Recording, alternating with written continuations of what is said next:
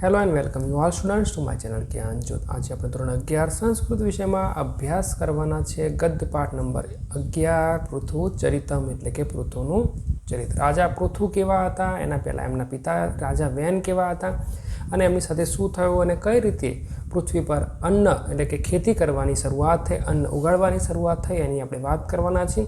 તો પૃથુ ચરિતનો અભ્યાસ કરીશું। આગળ વધીએ। પ્રસ્તાવના ખાસ આપણે યાદ રાખવાનું છે કે પ્રસ્તાવના એ છે ઇમ્પોર્ટન્ટ પાર્ટ ઓફ આપણા જે તે પાઠનો છે, ઇમ્પોર્ટન્ટ પાર્ટ છે ભાઈ। આપણે ઘણીવાર પ્રસ્તાવનાને એમ ભૂલી જઈએ છીએ, રવા દઈએ, ચાલે, એમ નહીં ચાલે। આ પ્રસ્તાવના આપણો પાયો છે, આપણા જે પાઠ છે એનો હાર્દ છે, એટલે આપણે એને સમજવું જરૂરી છે। તો વ્યાસ, મહર્ષિ વ્યાસની રચનામાંના હતા 18 પુરાણો। 18 પુરાણો છે એ પણ આપણે સમજીશું અને 18 પુરાણોની રચના કોણે કરેલ છે? તો મહર્ષિ વેદ વ્યાસે કરી છે। સંસ્કૃત સાહિત્યમાં વિશિષ્ટ સ્થાન છે। આ 18 પુરાણો જે છે એમનું સંસ્કૃત સાહિત્યમાં વિશિષ્ટ સ્થાન છે। પુરાણો જે છે એનું વિષયગત લક્ષણ આપતા જણાવાયું છે કે પુરાણમ પંચલક્ષણમ। આપણે યાદ રાખીશું કે આપણે 11મા કે 12મા સુધીનો લિમિટેડ અભ્યાસ નહીં કરીએ। આપણે એ પણ યાદ રાખીશું કે ભવિષ્યમાં આવા કોઈ પ્રશ્નો જાહેર પરીક્ષામાં પણ પૂછાઈ શકે છે। તો અહીંયા આ પ્રશ્ન પણ છે। ખાસ આપણે આ જોઈએ પ્રમાણે કે પુરાણોની રચના કોણે કરી છે? તો મહર્ષિ વેદવ્યાસે। અને કેટલા પુરાણ છે? તો 18 પુરાણો છે। એ જ રીતે આ પ્રશ્ન પણ આપણે સમજી શકીએ કે પુરાણમ પંચલક્ષણમ, પુરાણના લક્ષણો કેટલા છે? તો 5 લક્ષણો છે। અહીંયા લખ્યું છે અર્થાત પુરાણમના 5 લક્ષણો છે। જેમ કે સર્ગ, સર્ગનો મતલબ છે સૃષ્ટિની ઉત્પત્તિનું વર્ણન, પૃથ્વીની શરૂઆત અથવા દુનિયાની શરૂઆત કઈ રીતે થઈ એની વાત છે। ત્યારબાદ બીજું લક્ષણ છે પ્રતિસર્ગ, પ્રતિસર્ગ એટલે સૃષ્ટિના પ્રલયનું વર્ણન, નાશ કઈ રીતે થવાનો છે, વિનાશની વાત પણ આપેલી છે। પછી પૃથ્વી ઉત્પન્ન થઈ પછી એમાં કયા કયા રાજાઓ અને કયા કયા વંશોથી શરૂઆત થઈ એની વાત કરીએ તો વંશની વાત કરી છે, સૂર્યવંશ અને ચંદ્રવંશમાં થયેલા રાજાઓની યાદી આપેલી છે। ત્યારબાદ મન્વંતર, મન્વંતર એટલે કે 2 મનુઓના અસ્તિત્વના સમયગાળામાં થઈ ઘટેલી ઘટનાઓનું વર્ણન। આ મન્વંતર એટલે કોણ? આપણે સીધી સરળ ભાષામાં કહીએ તો બ્રહ્મા જે ભગવાન છે એમના પછી એમને સંતાનો જે થયા એ મનુ, અને મનુ ઉપરથી આપણે બધા મનુષ્ય કહેવાઈએ છીએ, એટલે મનુષ્યો છે। અને એવા જે 2 મનુ છે એમના વચ્ચેના સમયગાળાનું એ વર્ણન છે। ત્યારબાદ વંશાનુચરિત એટલે કે જે તે વંશમાં થયેલા કેટલાક પરાક્રમી રાજાઓના ચરિત્રનું અહીંયા વર્ણન આપેલું છે। આગળ વધીશું।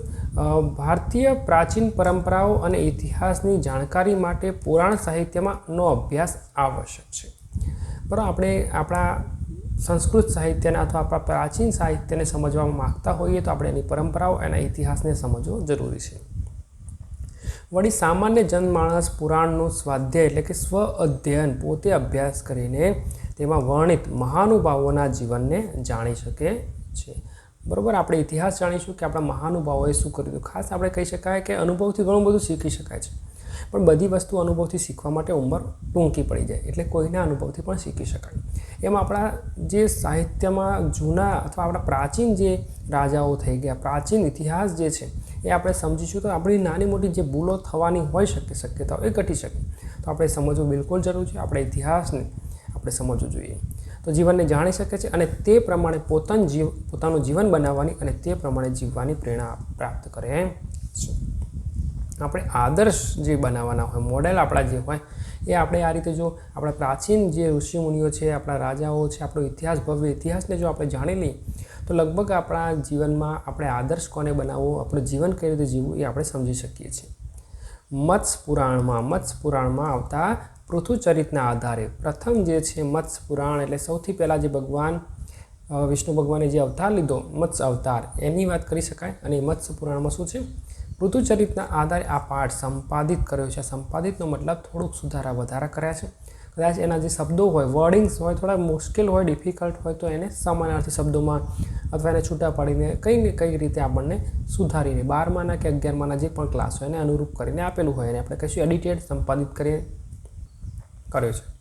પુરાણોમાં ભૂમિનું દોહન, બસ જમીન જે છે આપણે વાત કરી ફાર્મિંગની શરૂઆત કઈ રીતે થઈ તો એની વાત કરીશું। તો ભૂમિનું દોહન કરીને અન્નની, અહીં અન્ન છે, અન્નની પ્રાપ્તિનો સર્વપ્રથમ ઉપક્રમ એટલે કે પ્રયત્ન કરનાર રાજા તરીકે પૃથુનો નિર્દેશ છે। યાદ રાખીશું, પૃથુ પરથી પૃથ્વી, અને આપણને ખબર છે હે પાર્થ એમ કરીને ભગવાન કૃષ્ણ જ્યારે ગીતામાં કહે તો પાર્થ એટલે પૃથ્વી માતાનું સંતાન, એટલે આપણે બધા જ પાર્થ છીએ, આપણે બધા જ પૃથ્વીના સંતાનો છીએ।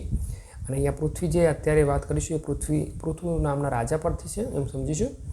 ભૂમિનું દોહન એટલે કે કૃષિકર્મ. ભૂમિનું દોહન કરવું એટલે શું? જેમ આપણે ગાયને દોઈએ તો દૂધ નીકળે, એમ અહીંયા ભૂમિનું દોહન આપણે ઇમેજ દ્વારા પણ સમજાવવાનો પ્રયત્ન કર્યો છે, તો એ પણ સમજીશું. ભૂમિનું દોહન એટલે કૃષિકર્મ. આ કૃષિકર્મના પુરસ્કર્તા તરીકે બરાબર એની શરૂઆત જે છે કોણે કરી? પુરાણોએ જે રીતે પૃથુચરિત્રનું વર્ણન કર્યું છે તેનો મર્મ સમજવા જેવો છે.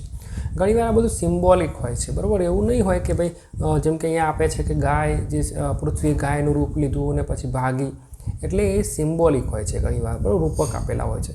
તો આપણે એને સમજવાનો મતલબ સમજવાનો પ્રયત્ન કરીશું. ઘણીવાર આપણે એવું માની લઈએ કે આવું તો હોય જ નહીં, અરે ભાઈ આપણે એને સમજવાનું છે કે ભાઈ આ પ્રકારની સિચ્યુએશન, અથવા કદાચ આપણે નાનું છોકરું હોય તેને અલગ રીતે જે સમજાવતા હોઈએ છીએ, બરાબર, એને સ્ટોરીઝ કહીએ અથવા એને ખોટી રીતે ગમે તે રીતે એને સમજાવતા હોઈએ, તો એ જ રીતે મનુષ્યો જે સામાન્ય મનુષ્યો છે એને સમજાવવા માટે આ ઋષિઓએ આ પ્રકારના સિમ્બોલોનો યુઝ કર્યો હતો, સિમ્બોલ્સનો યુઝ કર્યો હતો. અને કદાચ હવે આપણને એમાં ડાઉટ જઈ શકે છે, કારણ કે એ લોકોએ સમજાવવાનો જે પ્રયત્ન કર્યો તો આપણે આપણી બુદ્ધિથી સમજીએ છીએ. અહીં ભૂમિને ગાયના રૂપે, જો અહીંયા ભૂમિ છે એ ગાયનું રૂપ લીધું છે અને પૃથુને દોહનાર રૂપે વર્ણવવામાં આવ્યા છે, અને રાજા પૃથુએ એનું દોહન કર્યું છે. હવે રાજા પૃથુ કંઈ એટલા મોટા થોડા હશે? ગાય જે છે પૃથ્વી એ ગાયનું રૂપ લીધું તો કંઈ નાનું થોડું લે, તો મોટું રૂપ લીધું છે. તો આવું જો આપણે લોજિક લગાવવા જઈશું તો નહીં થાય મેચ. એટલે આપણે સમજવાનું છે ખાલી કે કઈ રીતે સમજાવ્યું છે, કઈ રીતે ખેતીની શરૂઆત થઈ, કઈ સિઝનોમાં શરૂઆત થઈ, ને બધું એ રીતે આપણે પ્રેક્ટિકલ થોડુંક સમજીશું. આ દોહન ક્રિયાની પાછળ રહેલો આશય પ્રસ્તુત પાઠના કેન્દ્રમાં છે. ટૂંકમાં ખેતીની જે શરૂઆત થઈ એ કઈ રીતે થઈ એની આપણે વાત કરવાના છીએ. તો ઇમેજ દ્વારા આપણે સમજાવવાનો પ્રયત્ન કરીશું. અત્યારે હાલ આપણે શોર્ટમાં એની સ્ટોરીને સમજીશું, પછી આખો પાઠ સંસ્કૃત અને ગુજરાતીમાં પણ સમજવાના છે. એનો અલગ એક ડેડિકેટેડ વિડીયો હશે, અલગ વિડીયો આપણે મૂકીશું. ચોક્કસ તમે એકવાર આને જોશો, ગમે તો પછી આગળ આપણે એને શેર કરીશું, લાઈક અને સબસ્ક્રાઈબ કરીશું.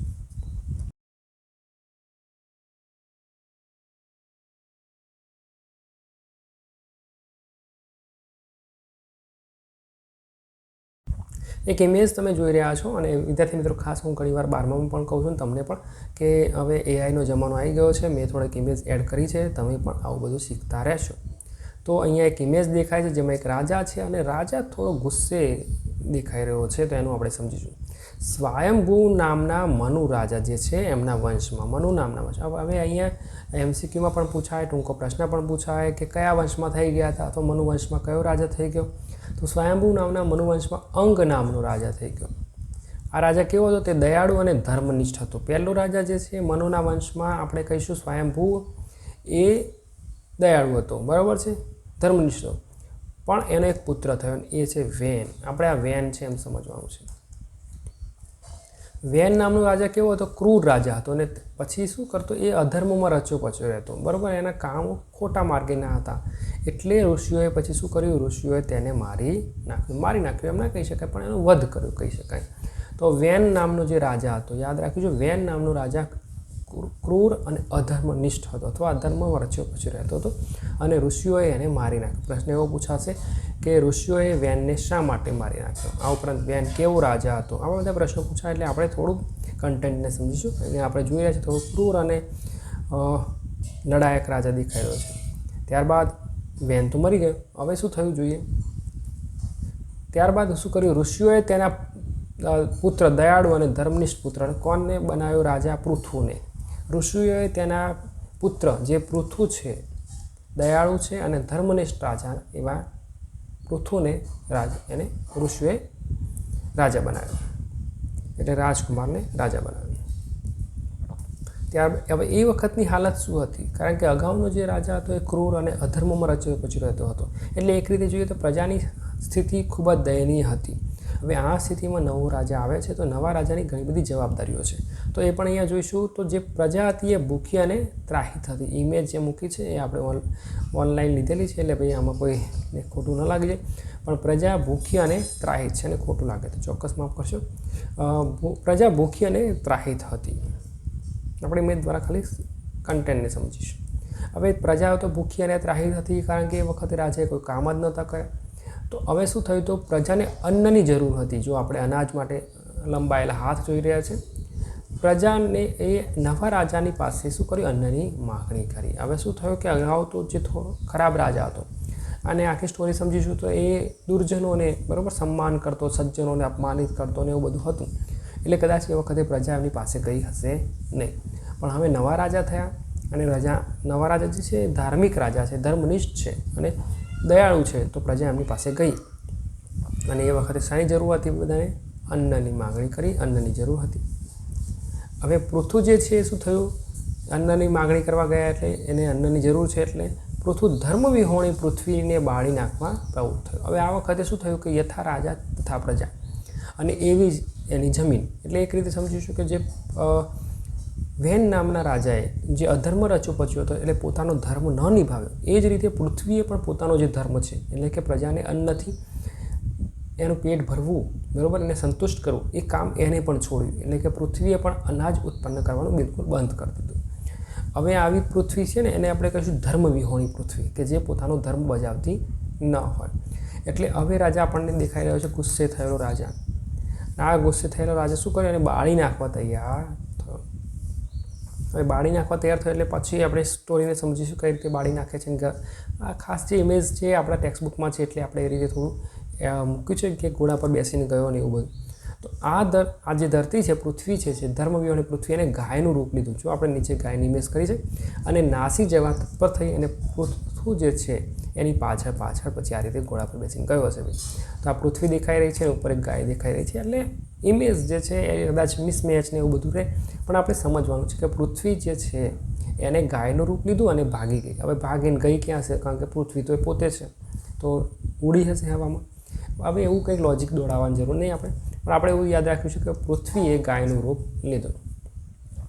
પૃથ્વી ગાયનું રૂપ લઈ ભાગી, અંતે એક જગ્યાએ ઊભી રહી. પાછળ રાજા છે, આગળ પૃથ્વી છે ગાયના રૂપમાં. પૃથ્વી થાકી ગઈ એટલે એક જગ્યાએ ઊભી રહી અને છેવટે એક સ્થાનમાં ઊભી રહીને એને કીધું કે ભાઈ હું શું કરું એમ બોલી. પૃથુ રાજાને એને વિનંતી કરી કે હું થાકી ગઈ હવે, બરાબર, હવે હું ભાગી શકું નહીં, તમારે શું જોઈએ છે? એટલે રાજાએ શું માગણી કરી? રાજાએ માગણી કરી કે ભાઈ અનાજની વાત, બરાબર, પૃથ્વી પાસે બીજું શું આપણે માગીએ તો જોઈએ. રાજાની માગણી અનુસાર ગાયે ચર અચર સૌને ઈચ્છિત વસ્તુ આપી પુષ્કળ દૂધ આપ્યું. એટલે કે રાજાએ આવી બધી માગણી કરી કે જે ચર અચર છે, ચર એટલે જે ચરી શકે, માણસો, જીવ જે હલી શકે, અને અચર એટલે કે વૃક્ષો, વનસ્પતિઓ, બરાબર, જે છોડને વેલાઓના બધું. એટલે જે ચર અને અચર છે, જે પ્રાણીઓ ફરી શકે, હરી ફરી શકે, ચર, અને જે એક જ જગ્યાએ સ્થિર રહે એ અચર. એ બધા માટે શું મળે? પુષ્કળ અન્ન મળે. અહીંયા દૂધ એટલે પુષ્કળ અન્ન મળે, અથવા એને જે જરૂર હોય. અન્ન એટલે પછી એવું બને કે ભાઈ સિંહને થોડું અન્નની જરૂર છે, કે પછી વૃક્ષોને થોડા અન્નની જરૂર છે. એટલે ઓવરઓલ આપણે એને એક ફૂડ કહીશું, ખોરાકની જરૂર છે બધાને, એને મળે એવી વાત કરીએ આપણે. હવે આ સિમ્બોલને સમજવા ઘણીવાર મુશ્કેલ થઈ જાય છે, એટલે આપણે એને સમજાયા છે કે રાજા કોણ છે? ગોવાળીઓ છે, બરાબર. જેમ ગોવાળીઓ ગાયને દોવે એમ રાજાએ પૃથ્વીનું દોહન કરવાનું છે. રાજા એટલે કે અહીંયા ખેડૂત સમજીએ તો રાજાએ શું કરવાની? ખેતી કરવાની. હવે પૃથ્વી કોણ છે? પૃથ્વી એટલે ગાય, બરાબર. અહીં ગાય જે છે એનું ગોવાળીઓ પાલન કરે અને રાજાએ પૃથ્વીનું પાલન કરવાનું છે. અને જેમ આપણે ગાય પ્રત્યે પ્રેમ દર્શાવીએ એમ આપણે જમીન એટલે કે પૃથ્વી પ્રત્યે પણ પ્રેમ દર્શાવવાનો છે. ઘણીવાર આપણે શું કરીએ છીએ, પૃથ્વી એટલે કે જમીન હોય, ખેડૂત શું કરે, ગમે તેવું ખાતર ને બધું નાક કરે, બધું વાય કરે, તો પછી એમાંથી બધું કસ નીકળી જાય. એટલે પછી પૃથ્વી જે છે એ વ્યવસ્થિત અન્ન ઉગાડી શકે નહીં. જેમ એ ગાયને તમે વ્યવસ્થિત ન પાલન કરો, એને પાણી ના પીવો અને ખવડાવો ને કશું ના કરો, તો શું એ દૂધ આપે? ના આપે. તો જમીનનું પણ, પૃથ્વીનું પણ એવું જ છે. એટલે કે પ્રેમથી જમીનને સાથે ડીલ કરવી પડે. આગળ વધીશું. આપણે ગાયને ક્યારે દોઈએ તો તમને ખબર જ છે, ગામડાઓના ખાસ સવાર અને સાંજ. તો ખેતી ક્યારે કરવી? શરદ અને વસંત ઋતુમાં, બરાબર. આ સિમ્બોલિક છે. શરદ અને વસંત એટલે કે વર્ષમાં 2 વાર આપણે ખેતી કરવી જોઈએ, જેમ આપણે ગાયને સવાર અને સાંજ 2 વાર દોઈએ છીએ. જમીનનું ખેડાણ અને વાવેતરને કોને સાથે તુલના કરી છે? રૂપક છે તો ગાયનું દોહન. જેમ ગાયને દોઈએ છીએ એમ જમીનને પણ આપણે ખેડવી જોઈએ, એમાં વાવેતર કરવું જોઈએ. અને જેમ ગાયને દોવાથી શું થાય? પુષ્કળ દૂધ મળે, એમ જમીનને, પૃથ્વીને વ્યવસ્થિત ખેડાણ અને વાવેતર કરવાથી પુષ્કળ અન્નની પ્રાપ્તિ પણ થશે. ચોક્કસ. હવે આપણે આ રીતે આખો જ પાઠ સંસ્કૃત અને ગુજરાતીમાં જોવાનો છે, પણ એના માટે આપણે અલગ વિડીયો બનાવીશું. તો ચોક્કસ વિડીયો ગમે હોય તો લાઇક કરો અને વિદ્યાર્થીઓ માટે શેર, અને વધુ વિડીયો જોવા માટે ચેનલને સબસ્ક્રાઈબ અને નોટિફિકેશન બેલ આઇકોનને પ્રેસ કરી રાખો. Thank you and best of luck.